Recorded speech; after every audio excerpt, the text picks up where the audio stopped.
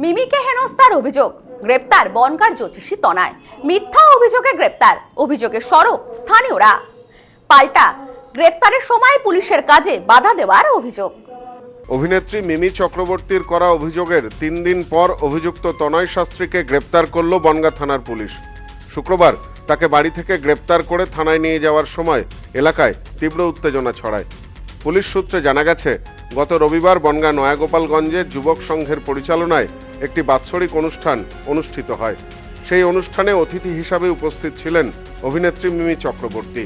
অভিযোগ, অনুষ্ঠান চলাকালীন ক্লাবের কর্মকর্তা তনয় শাস্ত্রী স্টেজে উঠে পড়েন এবং অনুষ্ঠানের সমাপ্তি ঘোষণা করে দেন।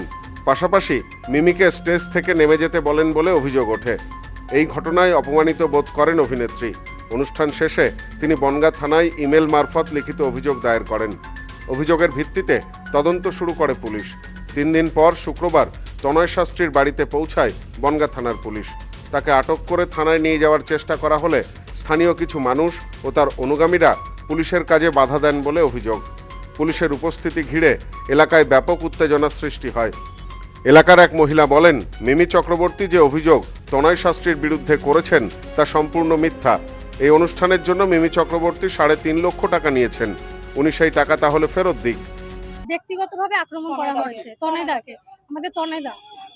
মিমি চক্রবর্তী যে অভিযোগ করছেন সেটা সম্পূর্ণ ভুল। ওখানে আমরা ছিলাম উপস্থিত, আমাদের কাছে ভিডিও ফুটেজ সবকিছুই আছে আমাদের কাছে প্রমাণ।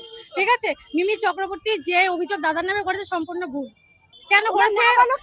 ওদের হচ্ছে ধাক্কাধাক্কি করে তনয় দাদার ওয়াইফকে হচ্ছে বড় বাবু ধাক্কা দিয়ে নাকটা ফাটিয়ে দিয়েছে।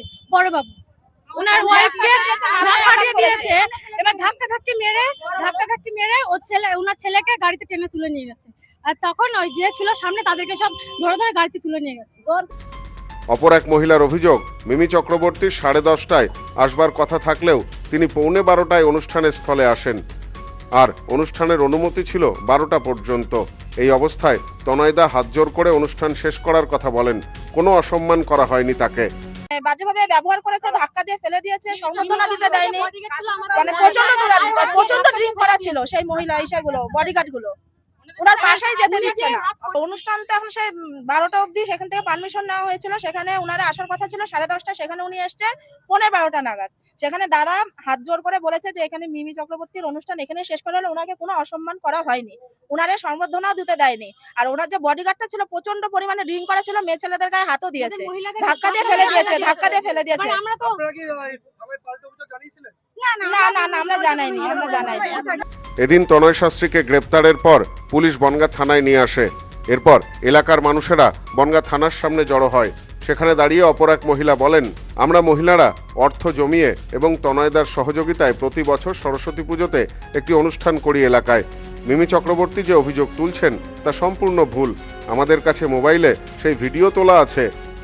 গোটা ঘটনায় বনগাঁ নয়াগোপালগঞ্জ এলাকায় নতুন করে চাঞ্চল্য ছড়িয়েছে। Bureau report, news No Man's Land, Bongaon. মোবাইলের জগতে আজও সবার সেরা চিরশ্রী মোবাইল। যে কোনো কোম্পানির মোবাইলের জন্য আসুন, আমাদের এখানে রয়েছে খুব সহজে ফাইন্যান্সের মাধ্যমে মোবাইল কেনার সুবিধা রয়েছে। পুরনো ফোনের বদলে নতুন ফোন নেওয়ার সুযোগ। এখন এই সুবিধা পাবেন আমাদের বনগাঁ এবং চাঁদপাড়া দুটি শোরুমে। চিরশ্রী মোবাইল, যশোহর রোড, বনগাঁ ও চাঁদপাড়া পাটপট্টি মোড়। ফোন নাম্বার 8336957050 এবং 9932486511।